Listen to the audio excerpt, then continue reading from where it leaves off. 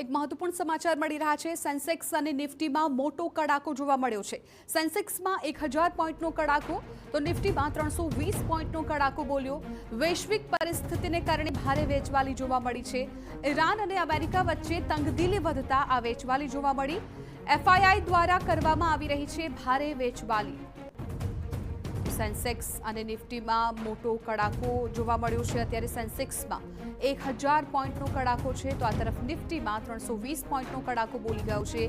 જે પ્રકારે અત્યારે વૈશ્વિક પરિસ્થિતિ જોવા મળી રહી છે જેને કારણે ભારે વેચવાલી જોવા મળી છે અને તેના કારણે જ સેન્સેક્સ અને નિફ્ટીમાં કડાકો જોવા મળ્યો છે। ખાસ તો ઈરાન અને અમેરિકા વચ્ચે જે તંગદિલી વધી છે જેને કારણે વેચવાલી થઈ અને અત્યારે સેન્સેક્સ અને નિફ્ટીમાં મોટો કડાકો આવ્યો છે।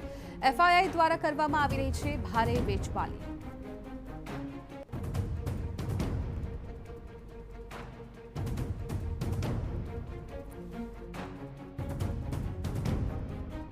સેન્સેક્સમાં 1000 પોઈન્ટનો કડાકો જોવા મળ્યો છે તો આ તરફ નિફ્ટીમાં પણ 320 પોઈન્ટનો કડાકો બોલ્યો છે।